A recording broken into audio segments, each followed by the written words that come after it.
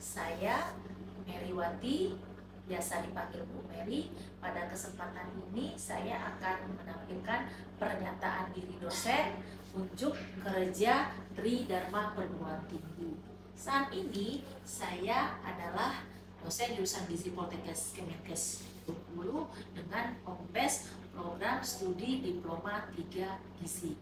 Ada beberapa mata kuliah yang saya ampu, antara lain ilmu gizi dasar, survei konsumsi pangan, penilaian status gizi, gizi dalam daur kehidupan, perencanaan program gizi, surveillance gizi, biostatistik kasus gizi, statistika, serta PBL, SPMI atau penyelenggaraan makanan institusi. Setiap mahasiswa diminta untuk mempunyai buku atau bahan ajar yang dikeluarkan Kementerian Kesehatan. Mata kuliah ini terdiri dari 3 SKS dengan bobot SKS 2 teori dan 1 praktek. Mata kuliah ini diampu oleh beberapa dosen. Pada kesempatan tahun sebelumnya saya sebagai koordinator mata kuliah ini. Mata kuliah ini ditempatkan pada tingkat 2 atau semester 4, di mana pertemuan ada 14 kali efektif. Tim pengajarnya adalah dosen dari jurusan gizi. Mata kuliah ini menjelaskan bagaimana survei konsumsi pangan dilakukan baik untuk individu maupun rumah tangga dalam rangka penilaian status gizi. Penilaian diawali dengan penguasaan ataupun pendugaan mahasiswa terhadap kandungan zat gizi yang diperoleh dari konsumsi individu dengan cara mengestimasi dari ukuran rumah tangga. Selanjutnya dengan metode-metode tertentu kita akan menggali kembali seperti metode food recall, food frekuensi semi kuantitatif, food weighing, serta estimasi untuk tingkat rumah tangga. Oke. Adapun bahan kajian pada mata kuliah ini, pertama kita akan mengenalkan mahasiswa untuk tahu dulu istilah-istilah yang digunakan dalam survei konsumsi pangan.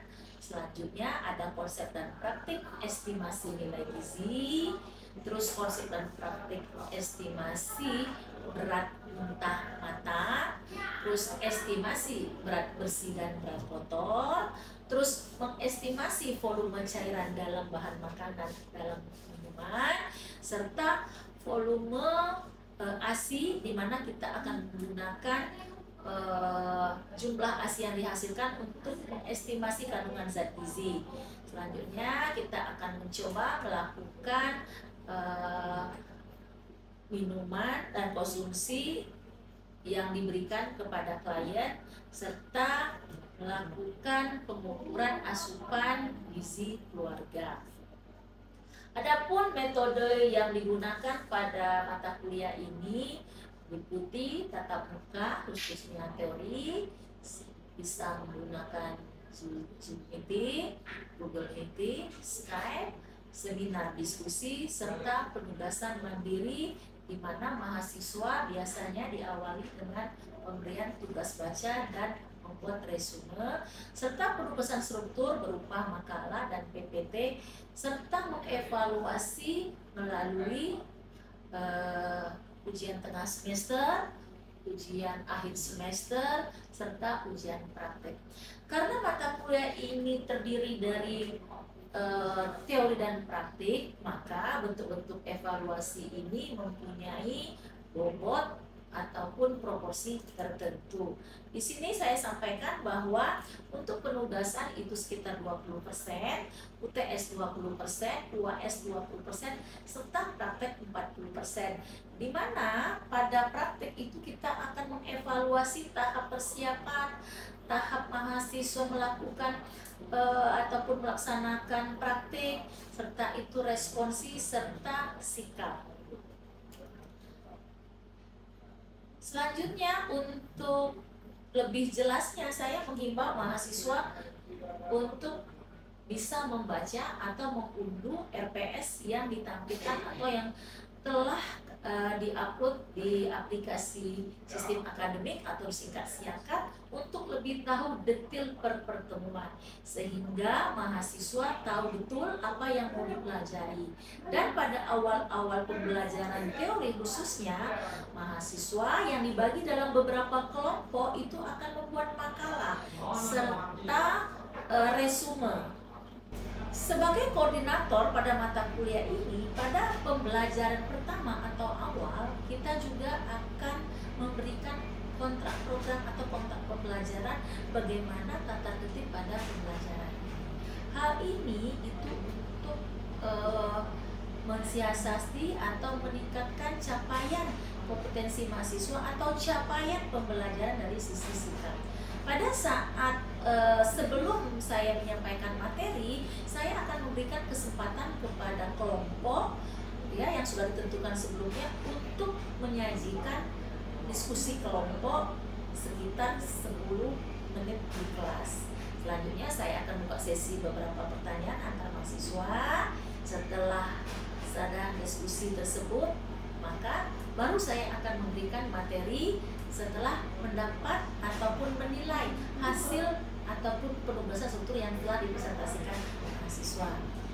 Setelah penyampaian materi ataupun dengan pendekatan delivery, maka selanjutnya ada proses interaksi antara saya dengan mahasiswa. Misalnya saya akan bertanya, apa tentang intisari dari yang disampaikan oleh kelompok penyaji sebelumnya maupun yang disampaikan oleh saya selaku dosen pembantu.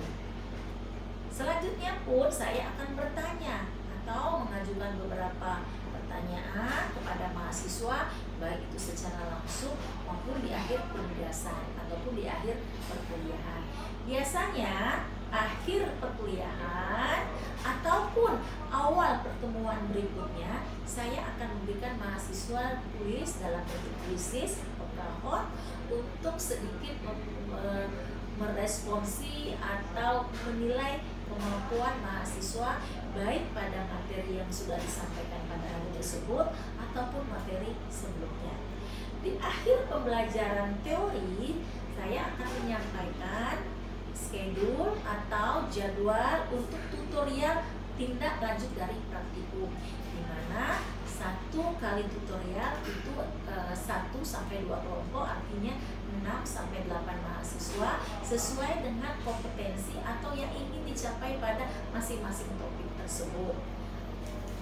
Saat ini semester berjalan, di semester lalu mata kuliah ini diampu oleh 4 dosen, di mana hal ini sebagai upaya kami menyikapi uji kompetensi dalam bentuk OSCE atau keterampilan ataupun menilai ataupun mengevaluasi di mana kemampuan mahasiswa itu tidak bisa kami ukur dengan CBT multiple.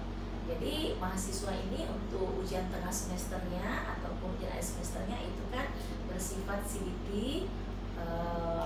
di laboratorium kami di Poltekkes Kemenkes Bengkulu. Sementara untuk menilai keterampilan tersebut, biasanya mahasiswa saya minta untuk melakukan praktik terhadap adik kelasnya atau adik asuhnya dan tetangga terdekatnya, yang selanjutnya penugasan itu dalam eksemplar mereka upload dalam Google Classroom yang saya berikan pada akhir pembelajaran teori.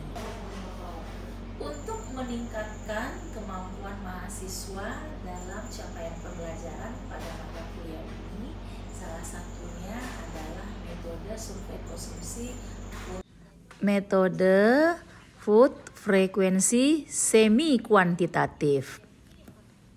Assalamualaikum warahmatullahi wabarakatuh. Waalaikumsalam warahmatullahi wabarakatuh. Apa kabar semua? Baik. Ada yang tidak hadir hari ini? Semua. Alhamdulillah. Jadi saya bisa bisa melihat mahasiswa yang tidak hadir itu dari kursinya. Nah, kita sudah sepakati dari awal duduknya sesuai dengan nomor urut. Set. Oke, deal. Hari ini adalah kita bertemu kembali di mata kuliah. Apa itu SKP sayang? Oke. Temanya hari ini apa? Temanya semi FFQ. Semi FFQ. Oke. Hari ini adalah tema kita semi FFQ. Seperti biasa, sebelum Ibu menyampaikan materi di panduan atau di RPS, ada penugasan per kelompok. Jadi sebelum Ibu yang memberikan, kalian secara sekelompok kecil sudah membahas. Silahkan kepada kelompok yang hari ini bertugas untuk mempresentasikan hasil diskusi kelompoknya tentang apa? FFQ semi kuantitatif. Apa itu FFQ semi kuantitatif? Nanti akan kita perjelas. Kepada kelompok penyaji dipersilahkan. Demi kelancaran pembelajaran kita pada siang hari ini, sebelum kita memulai, kita berdoa menurut agama dan kepercayaan kita masing-masing. Kepada Firman, silakan dipimpin. Sebelum memulai perkuliahan pada siang hari ini, marilah kita berdoa menurut agama dan kepercayaan masing-masing. Berdoa dimulai. Berdoa selesai.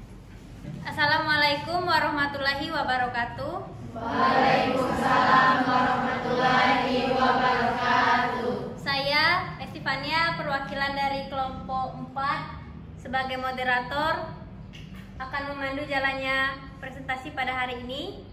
Di sini kelompok 4 membawakan tema tentang metode pengukuran zat gizi, metode semi FFQ yang akan dipresentasikan kepada Sisil. Dipersilakan.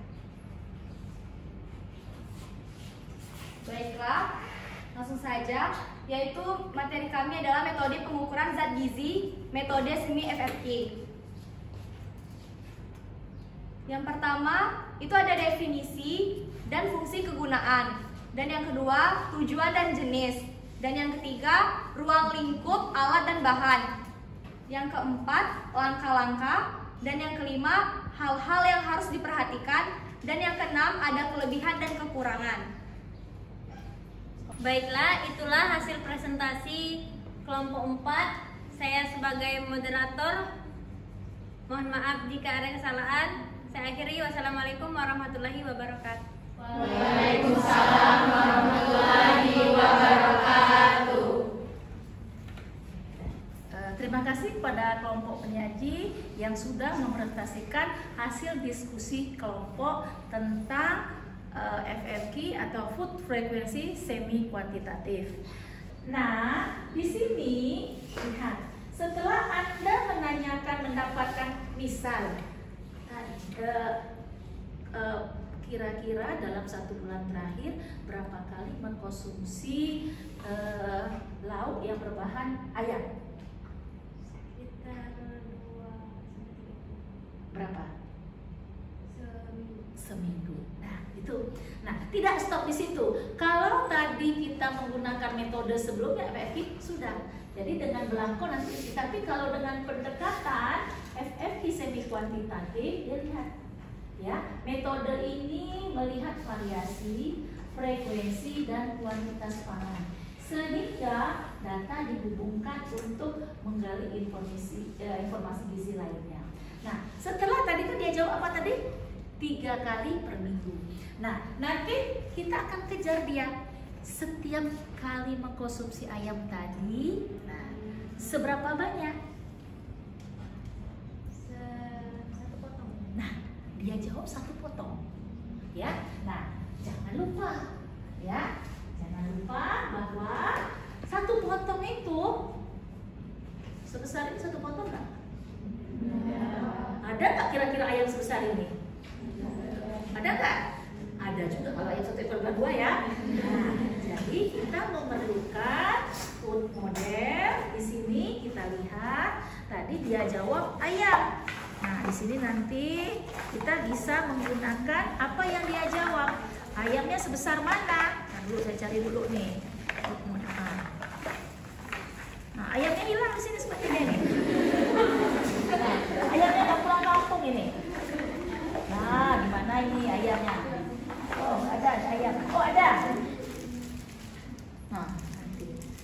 besar ini ayam. Anda bisa menggunakan food model atau foto makanan. Apa kita manggilnya tadi, misalnya adek jangan lupa kira-kira satu fotonya sebesar apa. Tujuannya apa? Kita akan menggali berapa ukuran rumah tangga. Ingat, dia ini kan modifikasi. Nah, setelah kita dapat ukuran rumah tangganya tadi, baru Anda menduga estimasi berapa gram daging ayamnya. Nah, kalau dia bilang gram, nah itulah nanti yang Anda baru bisa dikonversikan untuk menghitung nilai zat gizinya. Tapi jangan lupa, ini kan kebetulan saya dengan mahasiswa ini berapa. Nanti Anda sebelum bertanya itu, pertama seperti metode lainnya, perkenalkan diri dulu atau info konsep. Pagi, siang atau malam, saya sebutkan nama. Misalnya namanya A, dari mahasiswa fakultas mana, mahasiswa jurusan gizi, Poltekkes, bla bla bla bla. Terangkan tujuan kita, Bu. Kami akan mencoba mewawancarai kebiasaan mengkonsumsi protein hewani ibu 1 bulan terakhir. Ya, setelah kalian menjelaskan tujuan, wawancaranya Bu akan berlangsung paling lama 10-15 menit. Tujuannya untuk mengetahui pola konsumsi khususnya sumber protein hewani ibu. Ya. Terus, apakah ibu bersedia? Pada saat dia bilang bersedia, nanti pada format ini dia akan menandatanganinya. Nah, terus tanya lagi, apakah proses wawancaranya bisa kita mulai? Kalau dia bilang iya, go. Iya Bu, kita mulai. Sekali lagi ya, proses wawancara tadi cari tempat yang ibunya merasa nyaman. Jangan ibunya lagi sibuk, lagi apa, kalian paksa wawancara. Tapi kalau seandainya ibunya bilang, saya ada pekerjaan, tawarkan, kira-kira kapan Bu kita bisa. Itu kalau di masyarakat ya. Kalau di rumah sakit, metode ini otomatis dia tidak pernah. Jadi karena sebelum dia ditegakkan diagnosis gizinya, dapat dulu tuh di asesmennya perkiraan asupan zat gizinya berapa, asesmennya kebiasaan. Misalnya tadi kasusnya misalnya kencing manis atau diabetes mellitus, kalian akan gali kebiasaan dia mengkonsumsi sumber karbohidrat. Kalau dia hipertensi, berarti akan kalian gali sumber bahan makanan yang tinggi natrium. Jadi sekali lagi itu ada kaitannya dengan penyakit atau diagnosis gizi yang akan kita tegakkan. Oke, di sini ada modifikasi. Jadi di sini saya bawa food frekuensi semi kuantitatif, ya. Oke, ini bisa dibagikan satu anak, boleh satu, tolong dibaca dulu, ya. Semua sudah mendapatkan contoh kuesionernya. Dan instrumennya. Di situ kan ada berapa kelompok bahan makanan? Ada berapa? Ya. 10 ya. Apa yang pertama? Yang kedua?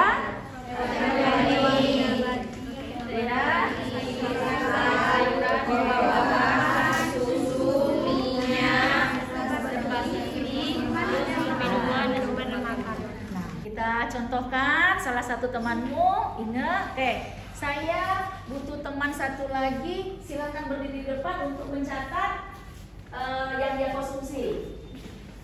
Assalamualaikum warahmatullahi wabarakatuh. Waalaikumsalam warahmatullahi wabarakatuh. Sebelumnya perkenalkan, nama kakak Jessica Darmayanti, mahasiswa jurusan gizi tingkat 3 Poltekkes Kemenkes Bengkulu. Di sini maksud dan tujuan kakak ingin bertanya kepada adek itu mengenai pola konsumsi sumber makanan ikan laut adek dalam 1 bulan terakhir. Baiklah adek, sebelumnya apakah adek bersedia untuk kakak wawancarai? Ya, bersedia. Kalau boleh tahu kira-kira kapan ya untuk bisa diwawancarai? Sekarang bisa. Baik. Baiklah adek, boleh tanda tangan terlebih dahulu.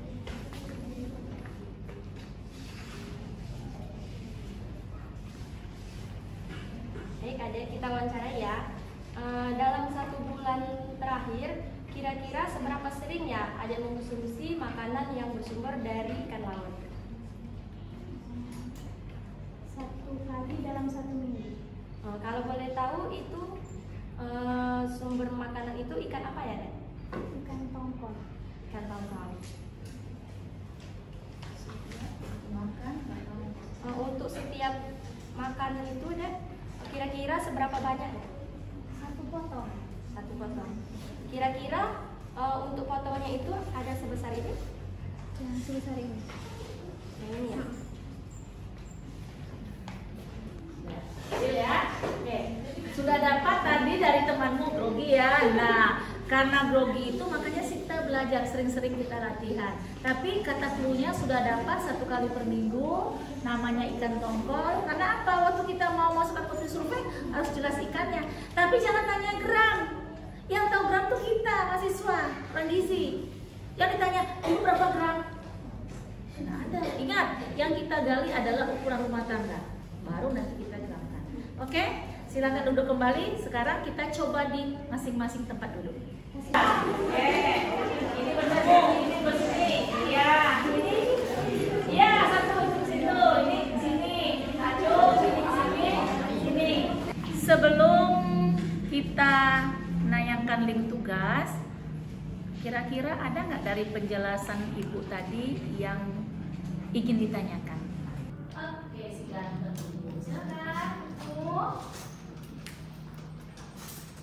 Ya, pertanyaan apa dulu?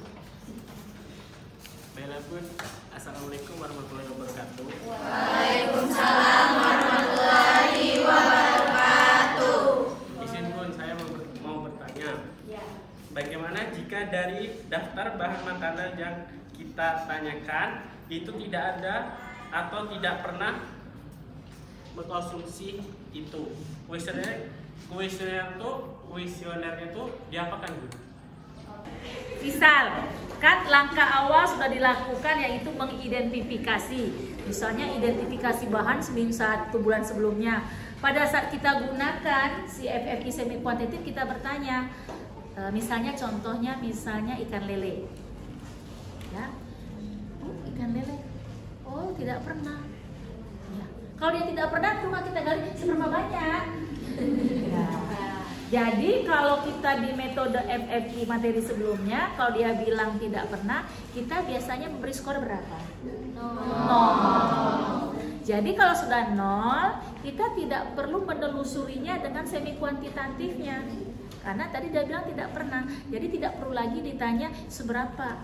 Oke, untuk mengakhiri pertemuan kita hari ini, kalau tadi yang memimpin si ganteng, sekarang yang memimpin si cantik.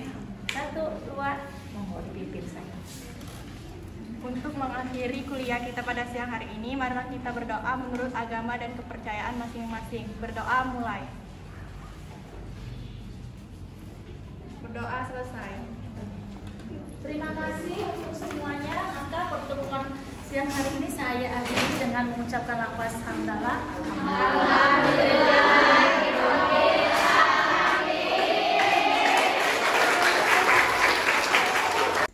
Demikian pernyataan diri dosen dalam unjuk kerja Tridharma Perguruan Tinggi pada sertifikasi dosen tahun 2023. Terima kasih.